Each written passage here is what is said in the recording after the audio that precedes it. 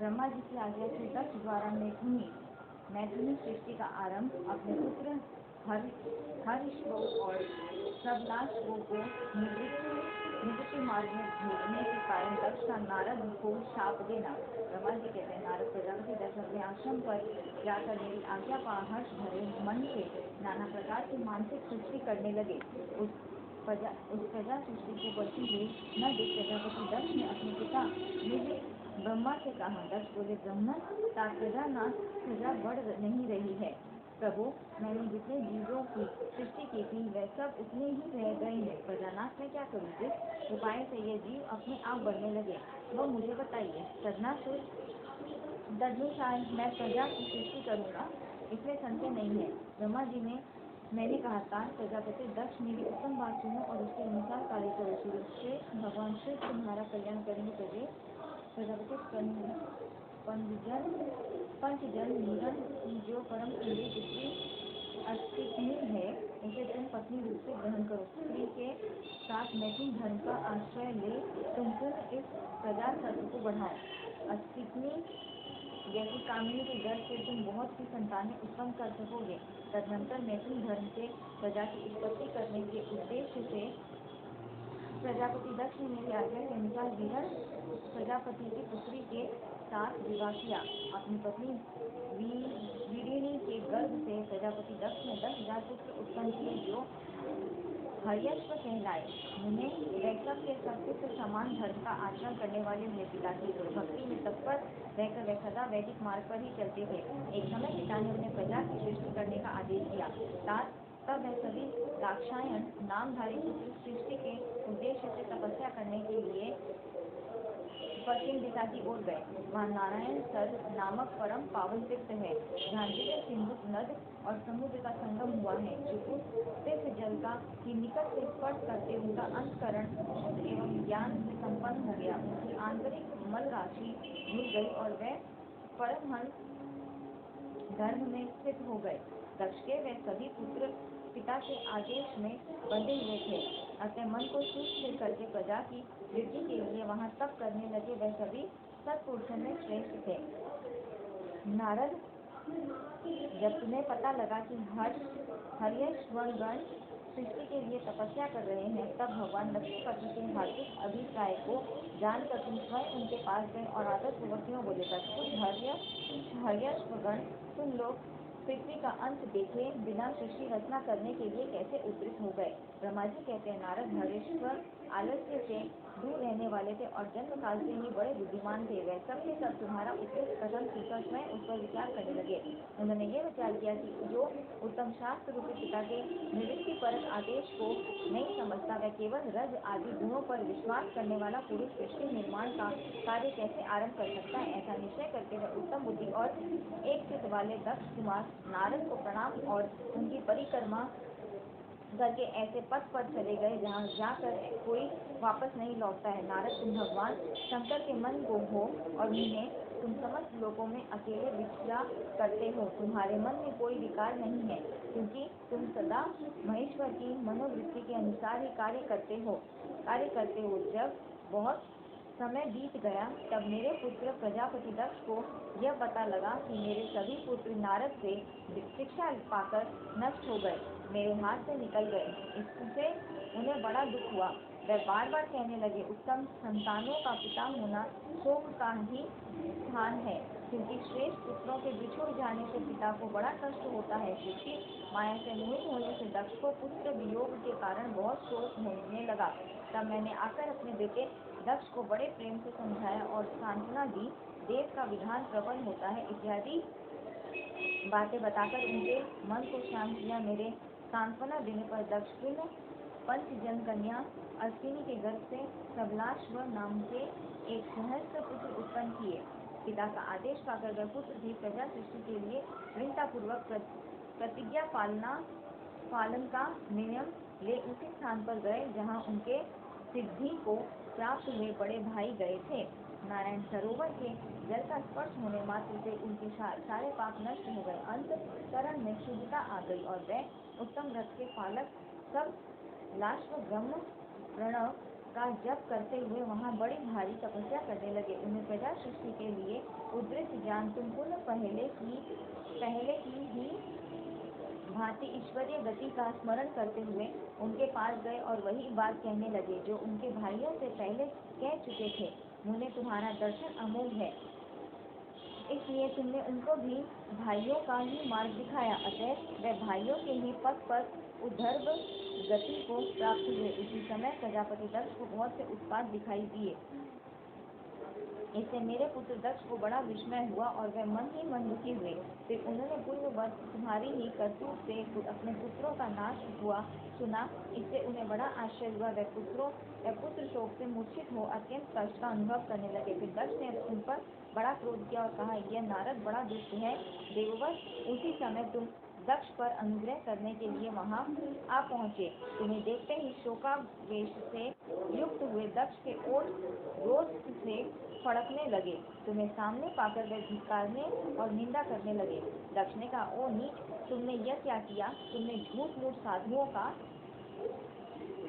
बाना पहन रखा है। इसी के द्वारा ठग कर हमारे भोले भोले बालकों को जो तुमने भिक्षुओं का मार्ग दिखाया है, यह अच्छा नहीं किया। तुम निर्दय और सच हो, इसलिए तुमने हमारे इन बालकों के जो अभी ऋषि देव ऋण और पितृ ऋण से मुक्त नहीं हो पाए थे, लोक और परलोक दोनों के श्रेय का नाश कर डाला। जो पुरुष इन तीनों ऋणों को उतारे बिना ही मोक्ष की इच्छा मन में लिए माता पिता को त्याग कर घर से निकल जाता है, सन्यासी हो जाता है, वह अधोगति को प्राप्त होता है। तुम निर्दय और बड़े निर्लज हो, बच्चों की बुद्धि में भेद पैदा करने वाले हो और अपने सुयश को स्वयं ही नष्ट कर रहे हो। मूढ़मते तुम भगवान विष्णु के पार्षदों में व्यर्थ ही घूमते फिरते हो। अधमाधम तुमने बारंबार मेरा अमंगल किया है। अतः आज से तीनों लोकों में विचरते हुए तुम्हारा पैर कहीं स्थिर नहीं रहेगा, अथवा कहीं भी तुम्हें ठहरने के लिए ठोर ठिकाना नहीं मिलेगा। नारद, यद्यपि तुम साधु पुरुषों द्वारा सम्मानित हो, तथापि उस समय दक्ष ने शोकवश तुम्हें वैसा शाप दे दिया। वे ईश्वर की इच्छा को नहीं समझ सके। शिव की माया ने उन्हें अत्यंत मोहित कर दिया था। तुमने उस शाप को चुपचाप ग्रहण कर लिया और अपने चित्त में विकार नहीं आने दिया। यही ब्रह्म भाव है। ईश्वर कोटि के महात्मा पुरुष स्वयं शाप को मिटा देने में समर्थ होने पर भी उसे सह लेते हैं। अध्याय 13 समाप्त। दक्ष की 60 कन्याओं का विवाह। दक्ष और वाहिनी के यहाँ देवी शिवा का अवतार दक्ष द्वारा उनकी स्तुति तथा सती के सद्गुणों एवं चेष्टाओं से माता पिता की प्रसन्नता। ब्रह्मा जी कहते हैं, देवर्षि, इसी समय दक्ष के इस बर्ताव को जानकर मैं भी वहां आ पहुंचा और पूर्ववत उन्हें शांत करने के लिए सांत्वना देने लगा। तुम्हारी प्रसन्नता को बढ़ाते हुए मैंने दक्ष के साथ तुम्हारा सुंदर स्नेहपूर्ण संबंध स्थापित कराया। तुम मेरे पुत्रों मुनियों में श्रेष्ठ और संपूर्ण देवताओं के प्रिय हो। अतः बड़े प्रेम से तुम्हें आश्वासन देकर मैं फिर अपने स्थान पर आ गया। तदनंतर प्रजापति दक्ष ने मेरी अनुनय के अनुसार अपनी पत्नी के गर्भ से 60 सुंदरी कन्याओं को जन्म दिया और आलस्य रहित हो धर्म आदि के साथ 19 उत्सव का विवाह कर दिया। मुनीश्वर, मैं उसी प्रसंग को बड़े प्रेम से कह रहा हूँ, तुम सुनो। दक्ष ने अपनी 10 कन्याएं विधि पूर्वक धर्म को ब्याह दी, 13 कन्याएं कश्यप मुनि को दे दी और 27 कन्याओं का विवाह चंद्रमा के साथ कर दिया। भूत या ब्रह्मपुत्र अंगिरा तथा पिशाच्व को उन्होंने 2 कन्याएं दी और शेष 4 कन्याओं का विवाह काक्ष्य या अरिष्टनेमि के साथ कर दिया। इन सबकी संतान परंपराओं से तीनों लोग भरे पड़े हैं, अतः विस्तार भय से उनका वर्णन नहीं किया जाता। कुछ लोग शिवा या सती को दक्ष की ज्येष्ठ पुत्री बताते हैं, दूसरे लोग उन्हें मंजरी पुत्री कहते हैं तथा कुछ अन्य लोग सबसे छोटी पुत्री मानते हैं। कल्प भेद से यह तीनों मत ठीक है। पुत्र और पुत्रियों की उत्पत्ति के पश्चात पत्नी सहित प्रजापति दक्ष ने बड़े प्रेम से मन ही मन जगदम्बिका का ध्यान किया, साथ ही गदगद वाणी से प्रेम पूर्वक उनकी स्तुति भी की। बारंबार अंजलि बांध नमस्कार करके वह विनित भाव से देवी को मस्तक झुकाते थे। इससे देवी शिवा संतुष्ट हुई और उन्होंने अपने स्वर्ण की पूर्ति के लिए मन ही मन ये विचार किया कि अब मैं कि अब मैं विदिनी के गर्भ से अवतार लूं। ऐसा विचार कर वह जगदम्बा दक्ष के हृदय में निवास करने लगी। मुनिश्रेष्ठ, उस समय दक्ष की बड़ी शोभा होने लगी। फिर उत्तम मुहूर्त देखकर दक्ष ने अपनी पत्नी में प्रसन्नतापूर्वक गर्भाधान किया। तब दयालु शिवा दक्ष पत्नी के चित्त में निवास करने लगी। उनमें गर्भ धारण के सभी चिन्ह प्रकट हो गए। तात उस अवस्था में विदिनी की शोभा बढ़ गई और उसके चित्त में अधिक हर्ष छा गया। भगवती शिवा के निवास के प्रभाव से विदिनी महामंगल रूपिणी हो गई। दक्ष ने अपने कुल संप्रदाय, वेद ज्ञान और हार्दिक उत्साह के अनुसार प्रसन्नतापूर्वक पुरुष वन आदि संस्कार संबंधी श्रेष्ठ क्रियाएं संपन्न की। उन कर्मों के अनुष्ठान के समय महान उत्सव हुआ। प्रजापति ने ब्राह्मणों को उनकी इच्छा के अनुसार धन दिया। उस अवसर पर विदिनी के गर्भ में देवी का निवास हुआ जानकर श्री विष्णु आदि सब देवताओं को बड़ी प्रसन्नता हुई। उन सब ने वहां आकर जगदम्बा का स्मरण किया और समस्त लोगों का उपकार करने वाली देवी शिवा को बारंबार प्रणाम किया। वह सब देवता प्रसन्नचित हो दक्ष प्रजापति तथा विदिनी की भूरी भूरी प्रशंसा करके अपने अपने स्थानों को लौट गए। नारद जब 9 महीने बीत गए तब लौकिक गति का निर्वाह कराकर 10वें महीने के पूर्ण होने पर चंद्रमा आदि ग्रहों तथा ताराओं की अनुकूलता से युक्त सुखद मुहूर्त में देवी शिवा शीघ्र ही अपनी माता के सामने प्रकट हुई। उनके अवतार लेते ही प्रजापति दक्ष बड़े प्रसन्न हुए और उन्हें महान तेज से देदीप्यमान देख उनके मन में यह विश्वास हो गया कि साक्षात वह शिवा देवी ही मेरी पुत्री रूप में प्रकट हुई है। उस समय आकाश से फूलों की वर्षा होने लगी और मेघ जल बरसाने लगे। मुनीश्वर सती के जन्म लेते ही संपूर्ण दिशाओं में तत्काल शांति छा गई। देवता आकाश में खड़े हो मांगलिक बाजे बजाने लगे। अग्निशालाओं की बुझी हुई अग्नियां सहसा प्रज्वलित हो उठी और सब कुछ परम मंगलमय हो गया।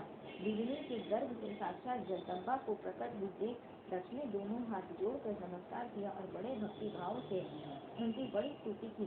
बुद्धिमान दक्ष के स्तुति करने पर जगन माता शिवा उस समय दक्ष से इस प्रकार बोली, ऋतु माता विदिनी ने न सुन सके।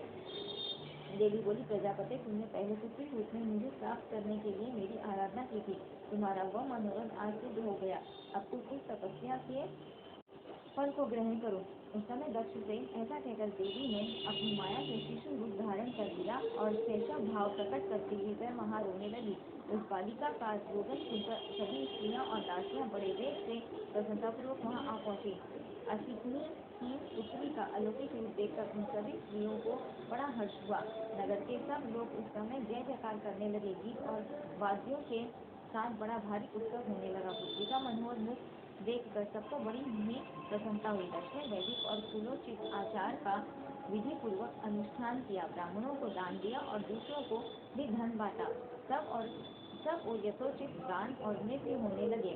भांति भांति के मंगल कीर्तियों के साथ बहुत से बाजे बजने लगे। उस समय दक्ष ने समस्त सब गुणों की सत्ता से प्रसन्नचित होने वाली अपनी उस पुत्री का नाम प्रसन्नतापूर्वक उमा रखा।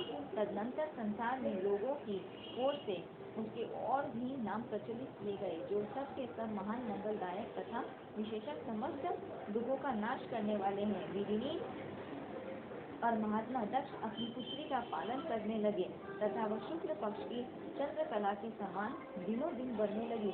द्विजश्रेष्ठ बाल्यावस्था में भी समस्त उत्तमोत्तम गुण उसमें उसी तरह प्रवेश करने लगे जैसे शुक्ल पक्ष के बाल चंद्रमा में भी समस्त मनोहारिणी कलाएं प्रविष्ट हो जाती हैं। दक्ष कन्या सती सखियों के बीच बैठी बैठी जब अपने भाव में निमग्न होती थी तब बारंबार भगवान शिव की मूर्ति को चित्रित करने लगती थी। मंगलमयी सती जब बाल्योचित सुंदर गीत गाती तब भानु हर एवं रुद्र नाम लेकर समर शत्रु शिव का स्मरण किया करती थी। अध्याय 14 समाप्तम। सती की तपस्या से संतुष्ट देवताओं का कैलाश में जाकर भगवान शिव का स्मरण करना। ब्रह्मा जी कहते हैं, नारद, एक दिन मैंने तुम्हारे साथ जाकर पिता के पास खड़ी हुई सती को देखा। वह तीनों लोगों की सार भूता सुंदरी थी। उसके पिता ने मुझे नमस्कार करके तुम्हारा भी सत्कार किया। ये देख लोक लीला का अनुसरण करने वाली सती ने भक्ति और प्रशंसा के साथ मुझको और तुमको भी प्रणाम किया। नारद तदनंतर सती की ओर देखते हुए हम और तुम दक्ष के दिए हुए शुभ आसन पर बैठ गए। तत्पश्चात मैंने उस विनयशीला बालिका से कहा, सती जो केवल तुम्हें ही चाहते हैं और तुम्हारे मन में भी एकमात्र जिनकी ही कामना है, उन्हीं सर्वज्ञ जगदीश्वर महादेव जी को तुम पति रूप में प्राप्त करो। तुम्हें जो तुम्हारे सिवा दूसरी किसी स्त्री को पत्नी रूप में न तो ग्रहण कर सके हैं, न करते हैं और न भविष्य में ही ग्रहण करेंगे। यही भगवान शिव तुम्हारे पति हो, या तुम्हारे ही योग्य हैं, दूसरे के नहीं। नारद सती से ऐसा कहकर मैं दक्ष के घर में देर तक ठहरा रहा। फिर उनसे विदा लिए मैं और तुम दोनों अपने अपने स्थान को चले आए। मेरी बात को सुनकर दक्ष को बड़ी प्रसन्नता हुई। उनकी सारी मानसिक चिंता दूर हो गई और उन्होंने अपनी पुत्री को परमेश्वरी समझकर गोद में उठा लिया। उस प्रकार कुमारोचित सुंदर लीला विहारों से सुशोभित होती हुई भक्तवत्सला सती, जो स्वेच्छा से मानव रूप धारण करके प्रकट हुई थी, कौमारावस्था पार कर गई। बाल्यावस्था बिताकर किंचित युवावस्था को प्राप्त हुई सती अत्यंत तेज एवं शोभा से संपन्न हो संपूर्ण अंगों से मनोहर दिखाई देने लगी। लोकेश दक्ष ने देखा कि सती के शरीर में युवावस्था के लक्षण प्रकट होने लगे हैं। तब उनके मन में यह चिंता हुई कि मैं महादेव जी के साथ इनका विवाह कैसे करूं। सती स्वयं भी महादेव जी को पाने की प्रतिदिन अभिलाषा रखती थी। अतः पिता के मनोभाव को समझकर वह माता के निकट गई। विशाल बुद्धि वाली सती रूपिणी परमेश्वरी शिवा ने अपनी माता विरिंद से भगवान शंकर की प्रसन्नता के निमित्त तपस्या करने के लिए आज्ञा मांगी। माता की आज्ञा मिल गई। अतः दृढ़ता पूर्वक व्रत का पालन करने वाली सती ने महेश्वर को पति रूप में प्राप्त करने के लिए अपने घर पर ही उनकी आराधना आरंभ की। आश्विन मास में नंदा, प्रतिपदा, षष्ठी और एकादशी तिथियों में उन्होंने भक्ति पूर्वक गुड़, भात और नमक चढ़ाकर भगवान शिव का पूजन किया और उन्हें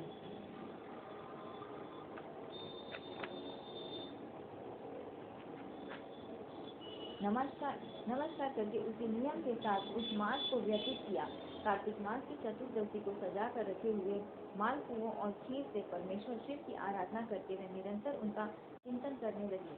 माघ शीत मास के कृष्ण पक्ष की अष्टमी तिथि को तिल, जौ और चावल से हर की पूजा करके ज्योतिर्मय दीप दिखाकर अथवा आरती करके सती दिन बिताती थी। पौष मास के शुक्ल पक्ष की सप्तमी को रात भर जागरण करके प्रातःकाल खिचड़ी का नैवेद्य लगाकर शिव की पूजा करती थी। माघी की पूर्णिमा को रात में जागरण करके सवेरे नदी में नहाती और गीले वस्त्र से ही तट पर बैठकर भगवान शंकर की पूजा करती थी। फागुन मास के कृष्ण पक्ष की चतुर्दशी तिथि को रात में जागरण करके उस रात्रि के चारों पहरों में शिव जी की विशेष पूजा करती और नटों द्वारा नाटक भी कराती थी। चैत्र मास के शुक्ल पक्ष की चतुर्दशी को वे दिन रात शिव का स्मरण करती हुई समय बिताती और भाग्य के फूलों तथा दवलों से भगवान शिव की पूजा करती थी। वैशाख शुक्ला तृतीया को सती घी का आहार करके रहती और नए जौ के भात से रुद्रदेव की पूजा करके उस महीने को बिताती थी। ज्येष्ठ की पूर्णिमा को रात में सुंदर वस्त्रों तथा भट्ट कटेया के फूलों से शंकर जी की पूजा करके वह निराहार रहकर ही वह मास व्यतीत करती थी। आषाढ़ के शुक्ल पक्ष की चतुर्दशी को काले वस्त्र और भट्ट कटेया के फूलों से वह रुद्रदेव का पूजन करती थी। श्रावण मास के शुक्ल पक्ष की अष्टमी एवं चतुर्दशी को वह यज्ञों पवित्रों वस्त्रों तथा स्त्री की पवित्री से शिव की पूजा किया करती थी। भाद्रपद मास के कृष्ण पक्ष की त्रयोदशी तिथि को नाना प्रकार के फूलों और फलों से शिव का पूजन करके सती चतुर्दशी तिथि को केवल जल का आहार किया करती। भांति भांति के फलों फूलों और उस समय उत्पन्न होने वाले अन्नों द्वारा वह शिव की पूजा करती और महीने भर अत्यंत नियमित आहार करके केवल जप में लगी रहती थी। सभी महीनों में सारे दिन सती शिव की आराधना में ही संलग्न रहती थी। अपनी इच्छा से मानव रूप धारण करने वाली वह देवी दृढ़ता पूर्वक उत्तम व्रत का पालन करती थी। इस प्रकार नंदा व्रत को पूर्ण रूप से समाप्त करके भगवान शिव में अनन्य भाव रखने वाली सती एकाग्रचित्त हो बड़े प्रेम से भगवान शिव का ध्यान करने लगी तथा उस ध्यान में ही निश्चल भाव से स्थित हो गई। उन्होंने इसी समय सब देवता और ऋषि भगवान विष्णु और मुझको आगे करके सती की तपस्या देखने के लिए गए। वहाँ आकर देवताओं ने देखा सती मूर्तिमती दूसरी सिद्धि के समान जान पड़ती है। वह भगवान शिव के ध्यान में निमग्न हो उस समय सिद्धावस्था को पहुंच गई थी। समस्त देवताओं ने बड़ी प्रसन्नता के साथ वहां दोनों हाथ जोड़कर सती को नमस्कार किया। मुनियों ने भी मस्तक झुकाए तथा श्री हरि आदि के मन में प्रीति उमड़ आई। श्री विष्णु आदि सब देवता और मुनि आश्चर्यचकित हो सती देवी की तपस्या की भूरी भूरी प्रशंसा करने लगे।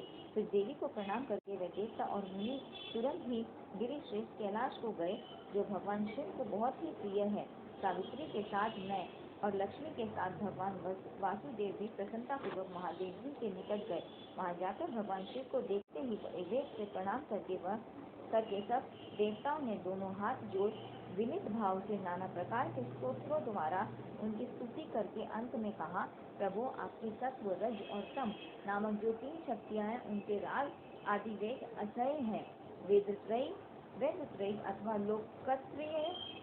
लोकप्रिय आपका स्वरूप है। आप शरणागतों के पालक हैं तथा आपकी शक्ति बहुत बड़ी है, उसकी कहीं कोई सीमा नहीं है।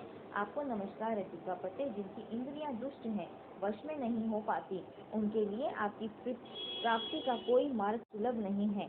आप सदा भक्तों के उद्धार में तत्पर रहते हैं, आपका तेज छिपा हुआ है, आपको नमस्कार है। आपकी माया शक्ति रूपा जो अनुभूति है, उससे आत्मा का स्वरूप ढक गया है। अतएव यह मूल बुद्धि जीव अपने स्वरूप को नहीं जान पाता। आपकी महिमा का पार पाना अत्यंत कठिन ही नहीं, सर्वदा असंभव है। हम आप महाप्रभु को मस्तक झुकाते हैं। ब्रह्मा जी कहते हैं, नारद इस प्रकार महादेव जी की स्तुति करके श्री विष्णु आदि सब देवता उत्तम भक्ति से मस्तक झुकाए प्रभु शिव जी के आगे चुपचाप खड़े हो गए। अध्याय 15 समाप्तम।